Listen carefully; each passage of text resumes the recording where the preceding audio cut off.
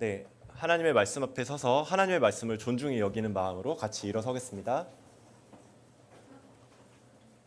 예, 전도서 11장 9절부터 12장 1절까지 같은 목소리로 읽겠습니다. 시작. 젊은이여 젊을 때 젊은 날을 즐겨라. 내 마음과 눈이 원하는 길을 따라라. 다만 내가 하는 이 모든 일에 하나님의 심판이 있다는 것만은 알아라. 내 마음의 걱정과 육체의 고통을 없애라. 혈기왕성한 청춘은 닷없이 지나갔기 때문이다. 젊을 때 너는 너의 창조주를 기억하여라.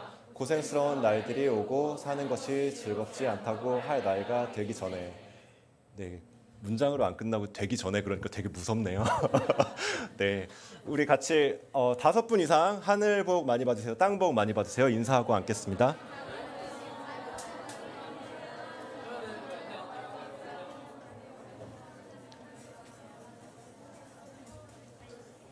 네, 오늘은 작년까지 2025년까지 싱글 초원지기 그리고 다음 세대 위원회 위원장으로 섬겨주셨던 우리 김경민 장로님, 우리 큰 형님께서 나오셔서 말씀을 전해주실 건데 큰 박수로 모시겠습니다.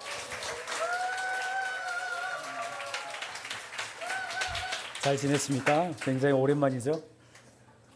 네, 그렇죠? 굉장히 반가운 얼굴들을 많이 보서 너무 좋네요. 저는 이제 교회 오빠 출신이잖아요. 그래서 주일학교 때부터 신앙생활을 했는데 제가 학교 다니던 때에 제 친구 누님의 집에 갔어요. 근데 그 누님의 집에 매형이 한전에 다니는 분이었습니다. 과장님이었는데 키가 저보다도 더 왜소한 그런 분이었고 제 친구의 누님은 몸무게가 90kg 정도 되는 그런 분이었어요. 근데 밥을 굉장히 맛있게 해주어서 일요일에 저녁이 되면 그 집에 가서 이렇게 놀곤 했었는데 그날 따라서 그 매형이 주일날 근무를 했나 봐요. 그래서 전선을 점검하고 복귀하는데 굉장히 오토바이 타고 다니는데 왜소한 분이에요. 근데 그 집에 가서 만화책도 읽고 뭐 과일도 먹고 뭐 그런 거 많이 했습니다. 근데 제가 깜짝 놀란 장면 중에 하나가 그 매형이 복귀하는데 띵동 소리가 들리니까 이 90kg의 거구의 이 누님이 이렇게 달려나가더라고요. 현관에서 문을 이렇게 열어주면서 자기 왔어 그러더라고요. 이게 얼마나 그게 저한테 어색하든지 그래서 나 왔어 그러더라고요. 저는 시골에서 저희 부모님이 한 번도 자기는커녕 어이 그랬죠. 어이. 저희 아버지는 저희 어머니를 부를 때 어이 그랬습니다. 그리고 뭐 이름을 부르지도 않았고 누구 엄마 그랬죠. 그런 가정에서 컸는데 학교 다닐 때 그런 집사님들의 집에 갔었는데 그 중에 하나 기억나는 게 그렇게 해서 자기 나 왔어 그러는데 밥 먹었어? 그러니까 아직 안 먹었어. 그래서 이제 뭐 밥을 차려줄 줄 알았죠. 우리는 만화책 보고 있었어요 거실에서. 근데 놀라운 사실이 집에 하루 종일 놀고 있었던 그 누님이 하루 종일 밖에서 일하고 돌아온 남편에게 이렇게 말했습니다. 여보 나 허리가 아파 주물러줘. 그래서 그 두 부부는 침대로 가가지고요. 그 침대에 엎드리고 그 굉장히 왜소한 그 매형이 위에 올라가서 발로 밟아주더라고요. 문도 안 닫고. 그래서 그 만화책을 읽고 있다가 이게 지금 꿈인가 생신가 이런 일이 있을 수 있나? 그 굉장히 가부장적인 시골에 자랐던 저에게 있어서는 굉장히 생소한 일이었습니다. 저에게 있어서 가정생활을 하거나 자녀를 키우거나 직장생활을 하거나 혹은 사회적인 공동체에 가서 사람들을 대하고 그들을 어떻게 대해야 할지는 텍스트, 즉 성경에서만 배운 게 아니라 컨텍스트, 성경을 함께 나누는 교회 공동체의 수많은 형님들 그리고 누님들 그리고 저를 청년 시절에 초대해서 밥 사주었던 과일 깎아주었던 집사님들의 모습을 통해서 배운 게 너무너무나 많습니다. 만약에 제가 저희 부모님이 하던 대로 본대로만 가정생활을 하고 자녀를 양육했다면 어쩌면 제가 제 삶의 행복의 90%는 날아갔을지도 몰라요. 오늘 제가 하고 싶은 이야기가 그 이야기죠.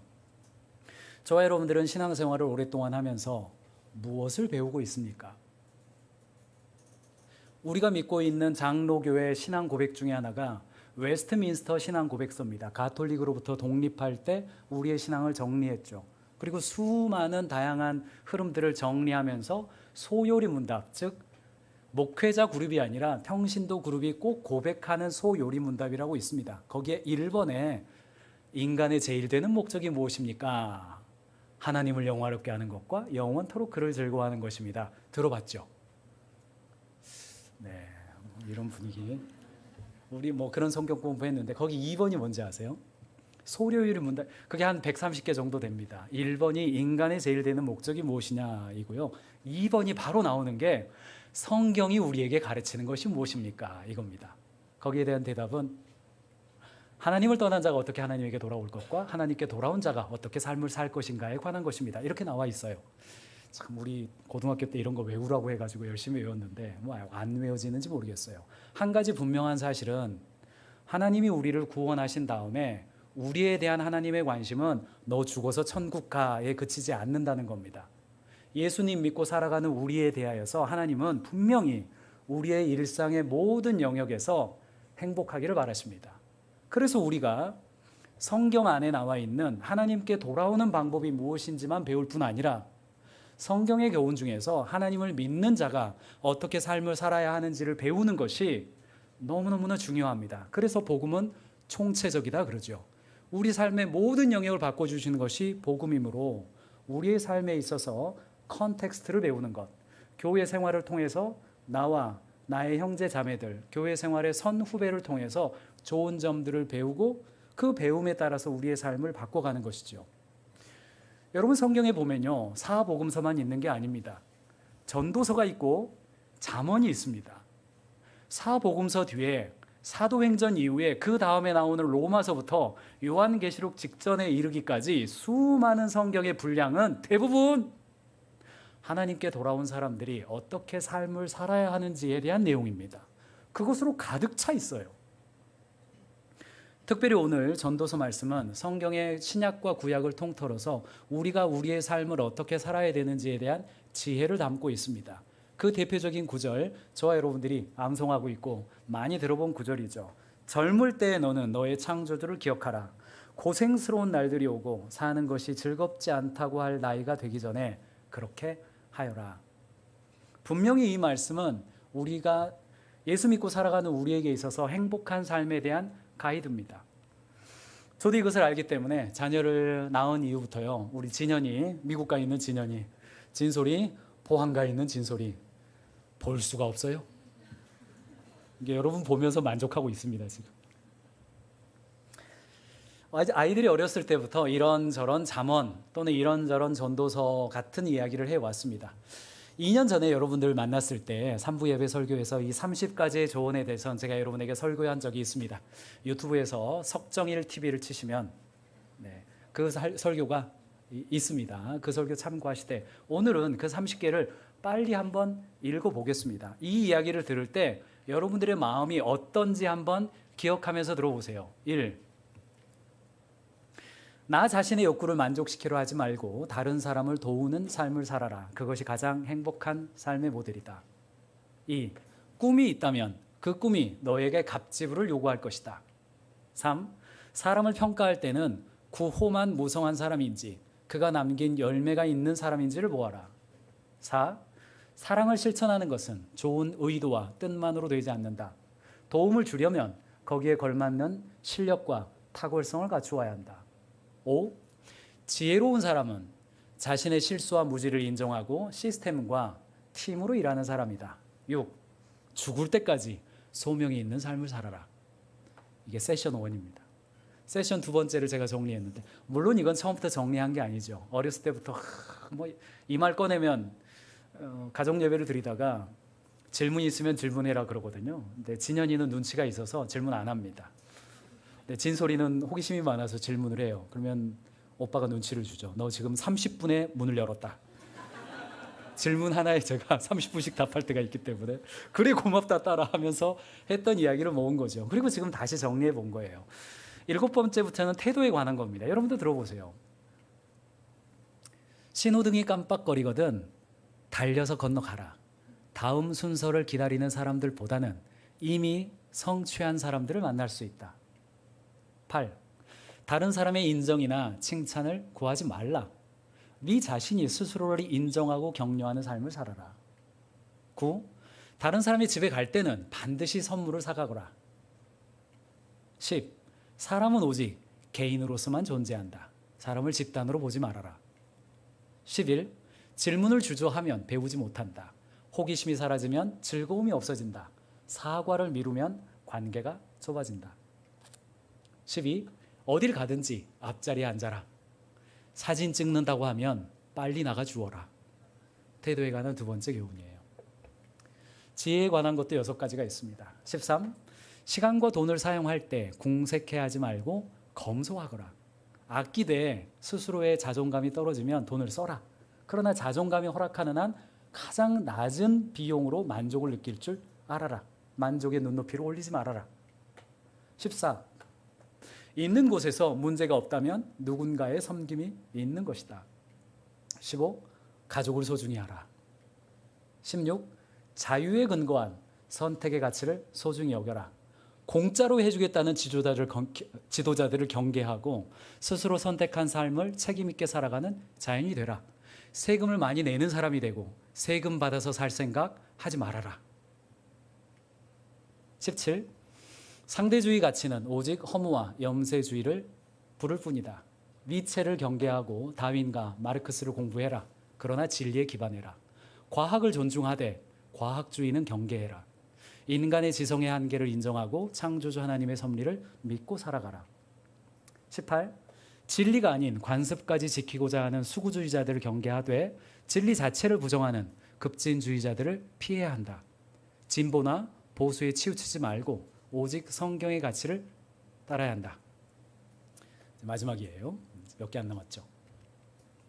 19.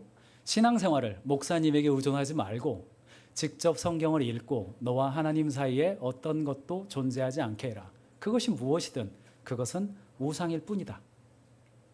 20.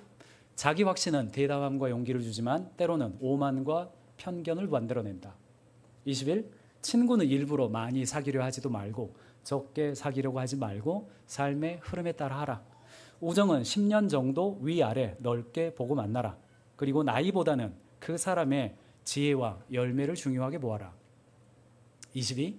언제나 책을 가까이 하고 읽어라. 책을 읽는 것은 정보의 습득 이상으로 지성과 감성을 풍부하게 해주고 깊은 사색과 사고를 가능하게 할 것이다. 가능한 종이책을 그대로 읽어라. 23. 섬김에 힘이 있다. 누군가의 삶을 변화시키고 싶다면 해답은 오직 하나, 섬김뿐이다. 24. 가정 예배를 소중히 여겨라. 마지막 성숙입니다. 이게 이제 진현이 때 먼저 만들어져 가지고 여자를 대할 때 세상에서 가장 존중받아야 할 사람으로 대하라. 그가 어떻게 반응하든 신사로서의 배려를 놓치지 말아라. 급진적인 사고를 가진 사람을 만났을 때에도 그렇게 하라. 조용히 미소 지어주고 보호를 중단하지 말라. 그것이 남자들에게 부여된 창조의 원리다. 26. 성장하려거든 가르침 받는 것을 꺼려해서는 안 된다. 제대로 배우려면 줄을 서야 하고 면접을 봐야 하며 마감일을 지키고 그가 원하는 방식으로 말하고 행동해야 할 것이다. 그것을 받아들이려는 겸손함이 가르침 받는 자의 자세다. 삶은 고달픈 것이다. 그렇지 않을 것이라는 모든 판타지에 속지 말아라.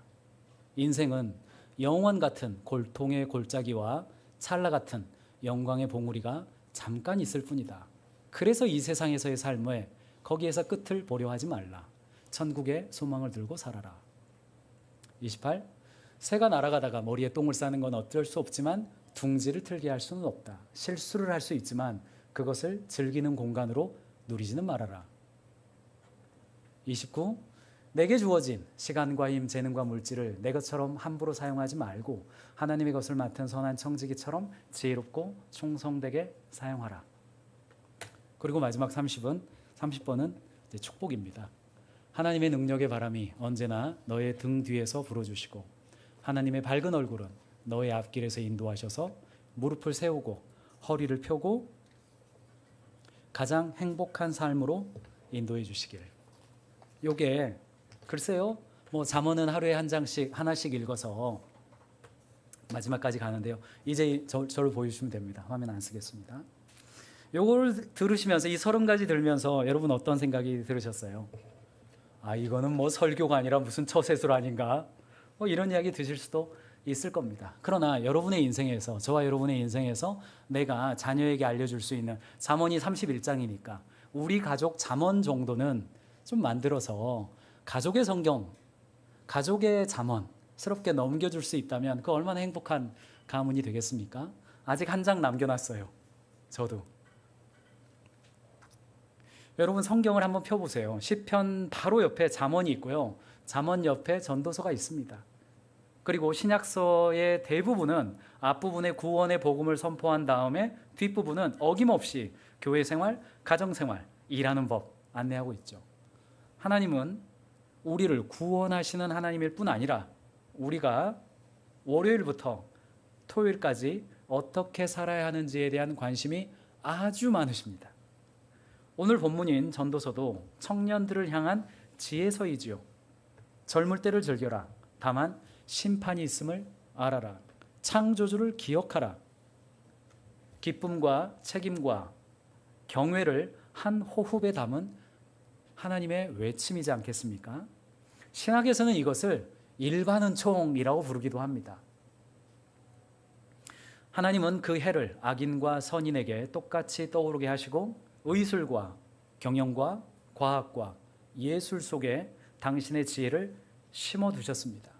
그러므로 크리스천이 세상의 지혜를 열심히 배우는 것은 새 속에 물들기 위함이 아니라 하나님이 이 세상의 주인이시고 하나님이 주인이신 창조의 비밀을 이 세상 속 학문과 이 세상 속 지식 속에 담아 놓았다는 신앙 고백이기도 합니다.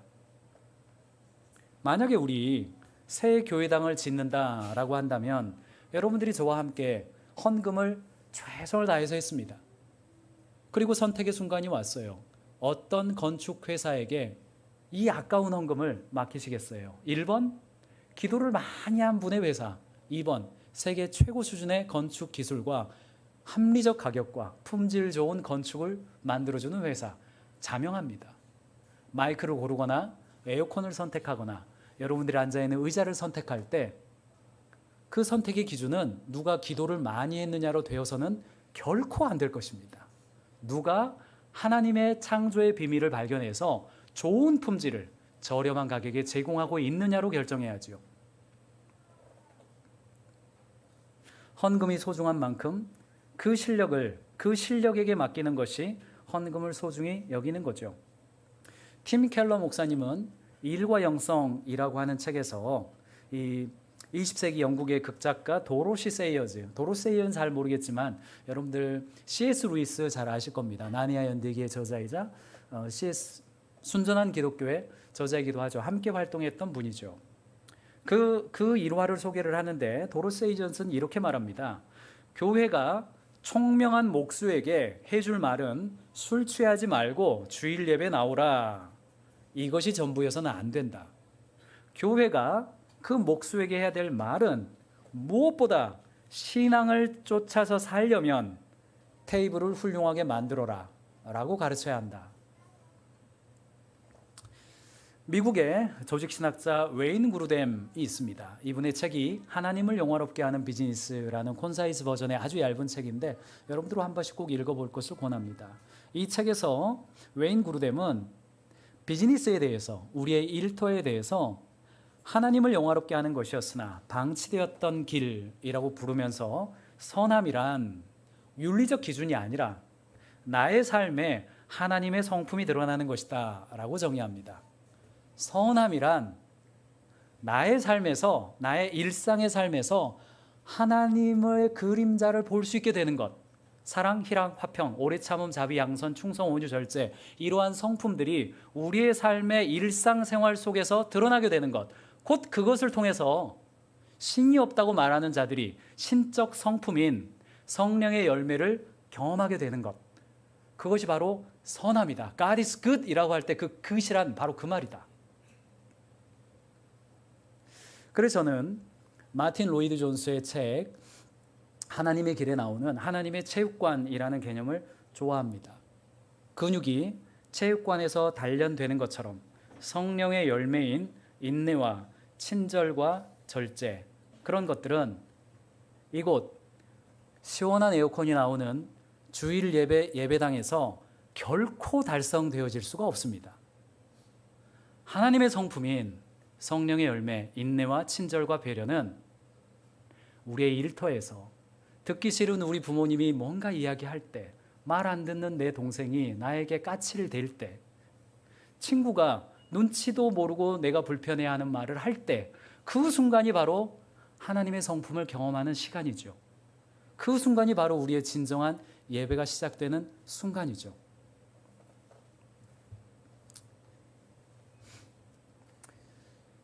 흔히 교회에서 하는 간증 중에서, 우리 교회에서는 그런 간증이 많지 않습니다만 여러분 유튜브를 듣다 보면 그런 간증들이 있죠. 내가 공부해야 되는데 시험 공부 포기하고 주일날 성가대에 섰더니 시험을 봤는데 내가 공부한 데에서만 문제가 나오더라. 내가 암에 걸려가지고 어느 병원에 치료를 받아야 되는데 교회에서 기도를 했더니 마침 집사님이 아는 전문의가 있어서 먼저 수술 스케줄을 잡아줬다. 이거는 망작입니다. 간증이 아니라요. 이거는 미신 중에서도 미신입니다. 여러분, 이런 하나님 믿고 싶으세요? 여러분이 넌크리스찬이라고 한다면 교회에서 기도했더니 자기가 공부한 데 시험 나왔대. 암 치료하려면 2달씩 기다려야 되는데 교회 집사님 소개로 해가지고 다음날 바로 스케줄 잡았대. 안 믿는 사람의 이야기를 들으면 저는요, 그러한 하나님 상상하기가 어렵습니다. 믿고 싶으세요? 카르텔이지. 미신이죠. 자기의 헌신이 없이 자기의 욕심을 세우고자 하는 종교는 미신일 뿐입니다. 다른 불교나 힌두교나 이슬람교도 그런 간증 안 합니다. 고등 종교에는 사실은 약간 미안해서 그런 간증 안 해요. 미안해서. 인간의 양심이 그렇지는 않거든요. 그런데 우리는 왜 자꾸 기도했더니 만사형통 되었다, 이렇게 간증하는 겁니까? 기독교 아닙니다. 그거 미신입니다. 그런 판타지에 속지 마시기 바랍니다. 기도했으니까 열심히 공부할 마음이 있고, 또 다른 데에 신경을 쓰지 않고 내가 최선을 다해서 공부를 했을 때 시험에 합격할 수도 있고 안 할 수도 있죠. 기도하다 보니까 하나님이 기적적인 어떤 방법으로, 내가 기대하지 않은 방법으로 뭔가 채워주실 수도 있겠죠. 그런 것은 겸손함으로 받아들여야죠. 솔직히 여러분들 기도했더니 시험 문제가 나오던가요? 기도했더니 승진이 되던가요? 그러면은 이 세상에서 만사형통이 되고 높은 자리에 올라가고 부를 누리고 했던 사람들은 신앙생활 열심히 하고 기도 많이 한 사람입니까? 통계적으로 유의미한 데이터가 나옵니까? 그렇지 않잖아요. 왜 이중적인 겁니까? 여러분들 기도해도 원하는 대로 안 됩니다. 다시 한번 말씀드립니다. 원하는 것을 기도해도 안 될 겁니다. 그것은 하나님이 일반 은총에 속하게 해주셨기 때문에 그렇습니다. 저녁에 라면을 먹고 자면 다음날 눈이 부어야죠. 기도했다고 안 부으면 되겠습니까? 그런 창조주를 여러분 받아들일 수 있겠습니까? 공부를 안 하면 시험 성적이 낮죠. 그러나 시험 성적이 낮음을 받아들이면서 성가대의 기쁨을 누리는 것을 행복으로 삼아야죠. 이것도 없고 저것도 포기는 못해. 그런 게 어디 있습니까?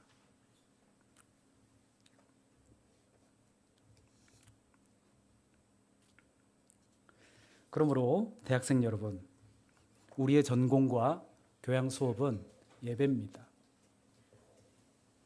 신앙생활의 재료입니다. 그러므로 직장인 여러분, 취업을 준비하는 여러분, 이력서에 그 한 줄을 쌓기 위한 나의 아르바이트와 직장에서 나의 상사가 좋아할 만한 성과를 내는 것, 그것은 신앙생활의 소스입니다. 재료예요. 예배입니다. 그것을 하지 않은 채 상상하기 쉽지 않습니다. 하나님은 그런 분 아니잖아요. 여러분 그런 거 경험하셨어요? 저 상상하기 어렵습니다. 직장인 여러분, 우리의 실력과 성실함이 곧 하나님의 성품을 배울 수 있는 기회가 됩니다. 기도하면 뚝딱뚝딱 램프 속의 진이처럼 응답되어진다면 성령의 열매인 희락과 화평과 기쁨과 인내와 절제와 배려는 도대체 어디서 배우겠습니까? 우리 신앙생활의 결과가 부와 명예와 만족감과 인기를 다 누림이 우리 신앙생활의 방향이 아니기 때문에 그렇습니다. 이제 마지막 질문을 해보죠. 좀 더 들어가 보죠. 우리는 도대체 누구에게 매력과 호감을 느낍니까? 우리는 누구와 함께 있고 싶어 합니까? 우리는 누구와 함께 있고 싶어 하지 않습니까? 남자, 여자 이런 매력이 아니라 호감을 느끼는 거죠. 우호적인 사람이 되는 거죠. 우리는 누구랑 같이 있고 싶어 합니까? 명동거리에 예수천당 불신지옥을 외치는 분들이 있습니다. 그 열심의 적합성을 따지는 것은 오늘 하기 어려울 것 같습니다. 근데 한 가지 확실한 것은 호감의 원칙 속에서 본다면 분명한 사실이 하나 있습니다. 사람은 외침에 끌리는 게 아니라 삶에 끌립니다. 삶이 노출되지 않은 외침은 공허한 외침일 뿐입니다. 메시지가 전달되지 않죠. 예수님도 마태복음 7장 16절에 너희는 그 열매를 보고 그들을 알아야 한다. 이렇게 말씀하셨죠. 우리가 다시 만나고 싶은 사람은 이런 사람입니다. 여러분 이게 예배라니까요. 내 이야기를 끝까지 들어주는 사람. 스타벅스 가서 내가 한 번 더 결제하는 사람. 아메리카노만 사주는 게 아니라 프라푸치노 결제하게 해주는 사람. 거기에 쿠키 하나까지 더 사는 사람. 바쁜데도 기꺼이 시간 내주는 사람. 여러분 알다시피 저도 목자로서 16년째 금요일 저녁마다 사람들을 집에 초대했습니다. 그 식탁에서 배운 게 하나 있어요. 그것은 사람들은 훌륭한 설교보다 따뜻한 식당에서 하나님을 경험한다는 겁니다. 그리고 그렇게 호감을 느낀 사람들이 이 사람이 다니는 교회라면 다른가 보다. 이 사람들이 모여있는 목장이라면 한번 가보고 싶다. 전도는 외침이 아니라 호감에서 시작되죠. 조금 더 들어가서 여러분들 오디세이 영화를 보신 분들이 있죠? 네, 재밌어요. 그래서 3000년짜리 고전인데 현대적으로 재해석하는 것도 좀 재밌더군요. 거기에 보면 이제 제우스의 법칙이 나오죠. 낯선 이를 맞이할 때에는 환대하라. 혹 제우스의 현현일 수도 있다. 이게 그리스 사람들의 어떤 직관이죠. 이게 인간의 직관이고 모든 사람들이 공감하는 거죠. 인간은 직관으로 공감합니다. 메시지가 없기 때문에. 그런데 이 환대의 법칙이라고 하는 것은 예수님이 마태복음에서 그렇게 말씀하시잖아요. 내가 언제 당신을 섬겼습니까? 했을 때 예수님이 뭐라고 그래요? 내가 가난한 자에게 하는 것이 그들이 헐벗었을 때 옷을 주었고 추웠을 때 따뜻하게 해주었고 감옥에 있을 때 찾아주었다. 그 작은 소자에게 한 것이 바로 나에게 한 것이다. 예수님은 명확하게 선언하시잖아요. 근데 우리는 왜 이렇게 환대에 인색한 겁니까? 우리는 왜 이렇게 아직 예수님을 믿지 않는 사람들에 대하여서 불친절한 겁니까? 우리의 종교적 열심과 우리의 확신이 왜 이렇게 무례하게 드러나는 겁니까? 교회 공동체와 목장은 탁월함을 경쟁하는 공간이 아닙니다. 저도 진현 진솔이에게 30가지의 조언을 오늘 소개했지만 그걸 잘 못 지켰다고 진현 진솔이를 집에서 쫓아버린 적이 한 번도 없습니다. 자녀의 권세를 누리죠. 자기 집 같아요. 얼마 전에 진현이가 저희 집 왔다 갔는데 이렇게 하루 있을 때는 방에 있고요. 이틀 되면 거실로 물건이 나와요. 한 3일 되면 거실을 완전히 다 차지합니다. 진현이도 마찬가지죠. 자녀의 권세죠.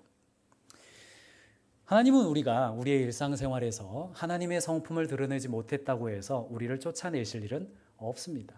그러나 행복을 위해서 주는 거죠. 또한 제 스스로도 오늘 이야기한 것들을 다 지키면서 살아가고 있다. 그렇게 보기 어렵죠. 비슷합니다.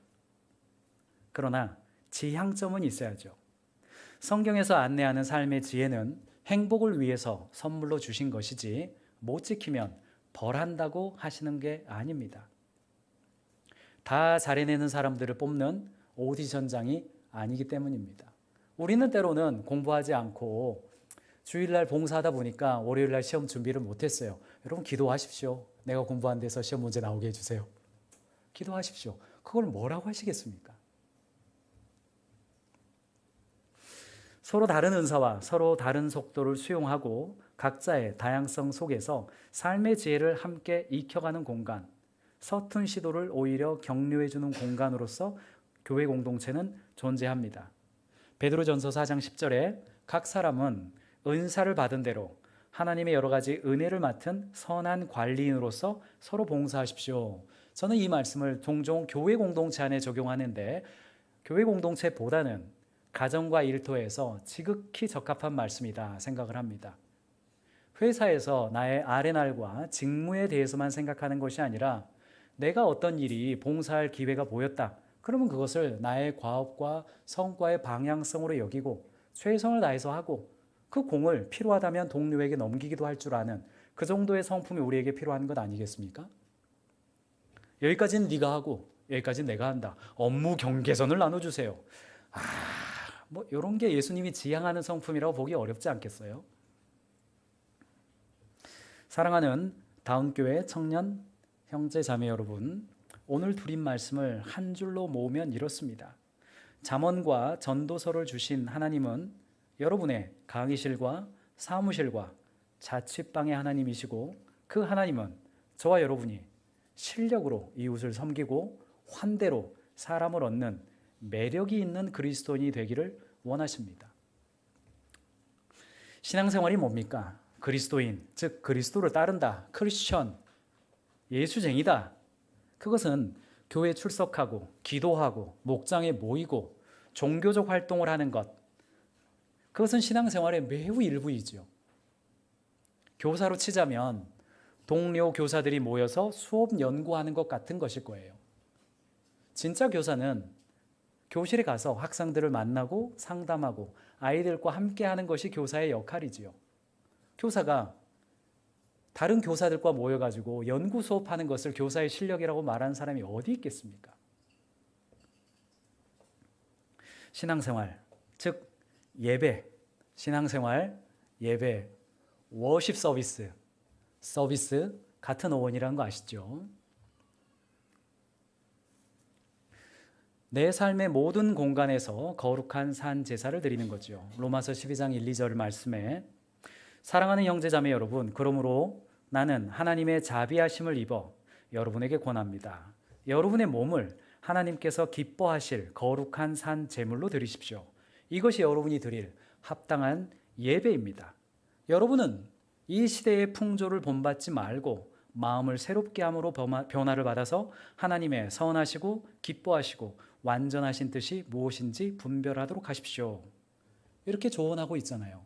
이 세상 풍조를 본받지 말고가 영어 RSV 성경에 보면 Do not conform to this world 이렇게 되어 있어요. conform이라는 단어가 사용되어 있습니다. confirm, 도장 찍다, 확인하다 이런 단어죠. 세상으로부터 도장 찍힘 당하지 말라 이렇게 조언하고 있는 거잖아요. 세상의 조언이 무엇입니까? 수많은 세상의 조언이 있지만 종교에 관한 세상의 조언은 너의 삶과 종교의 삶을 구별해라. 목사님을 세우고 그분을 통해서 신앙생활해라. 교회에다가 너의 신앙은 두고 너의 삶은 즐겨. 이게 우상이죠. 이게 세상의 종교에 관한 세상의 가르침이죠. 근데 우리의 신앙은 그렇지 않습니다. 목사님이나 나나 똑같아. 한 사람도 위에 있지 않다.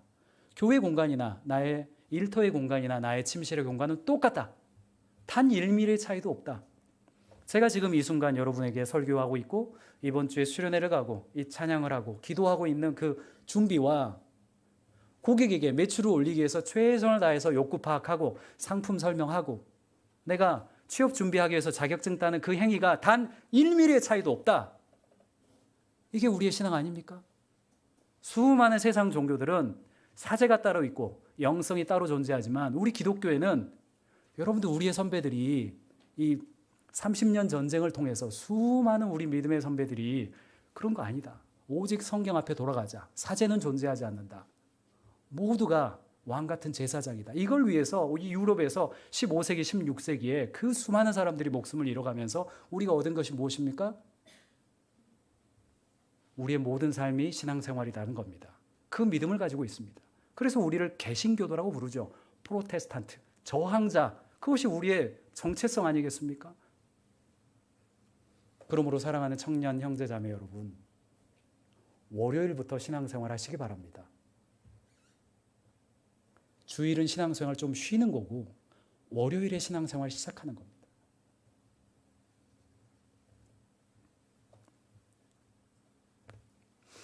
우리의 예배는 우리의 삶의 공간 모든 곳에 있습니다. 그러므로 예배를 잘 드린다는 것은 기도 잘하고 찬양 잘하고 설교 들을 때 안 졸고 차라리 설교 들을 때 조세요. 여기는 다 우리끼리 있는 거니까. 찬양할 때 톤 낮춰서 부르세요. 여기서는 우리끼리 있는 거니까. 찬양팀 기분 안 좋을 수도 있겠네. 찬양할 때 열심히 하는 걸로. 우리가 신앙생활 잘하고 예배를 잘 드린다는 것은 혼자 있을 때 나 자신을 하나님을 대하듯 하는 거죠. 두 사람이 있을 때 이 앞에 있는 사람을 하나님께 대하듯 하는 거죠. 그 셈이야. 가정에서 죽게 하듯 가족들을 대하는 거고, 일터에서 죽게 하듯 상사와 동료 그리고 고객을 대하는 겁니다.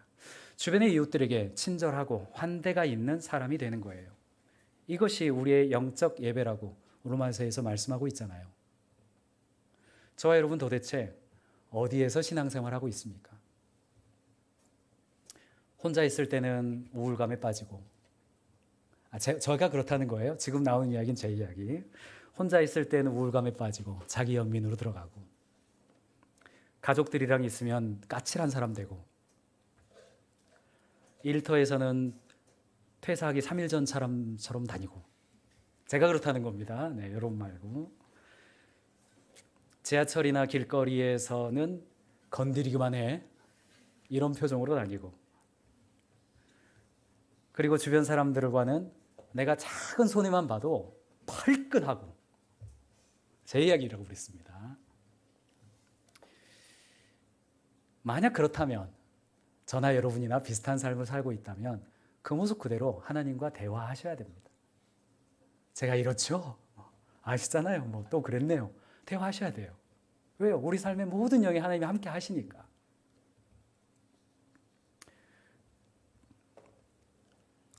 그것이 신앙생활입니다. 서로를 비교하는 것이 아니라 나의 모든 것. 날이 좋은 날은 날이 좋아서, 날이 굳은 날은 날이 안 좋아서 언제나 함께해서 행복했다. 뭐 도깨비의 그 대사는요, 신앙생활을 하는 사람인 것 같아요. 그 대사를 쓴 사람은. 우리 주님이 언제나 그러시니까. 오늘 마음에 걸린 한 가지를 붙잡고 이번 주를 살아보십시오. 성경은 우리를 이렇게 말씀하세요. 우리는 하나님의 작품입니다. 선한 일을 하려 하시려고 하나님께서 그리스도 예수 안에서 우리를 만드셨습니다. 여러분은 아직 완성되지 않았을 뿐 이미 작품이죠. 젊을 때의 창조주를 기억하는 우리의 앞길을 하나님이 가장 행복한 삶으로 인도해 주실 줄 믿습니다. 저와 여러분은 어디에서 신앙생활을 합니까? 어디에서 예배를 드립니까? 그것은 바로 내일 아침 출근길부터일 겁니다. 이걸 생각하면서 함께 찬양하겠습니다. 주님의 마음을 본받는 자, 우리 1절과 2절 함께 찬양하겠습니다.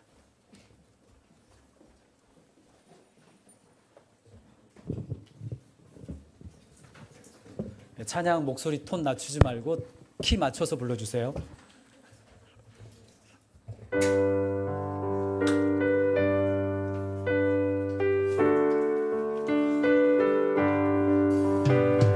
주님의 마음을 본받는 자, 그 맘에 평강이 찾아오는 험악한 세상을 이길 힘이 하늘로부터 임함이로다.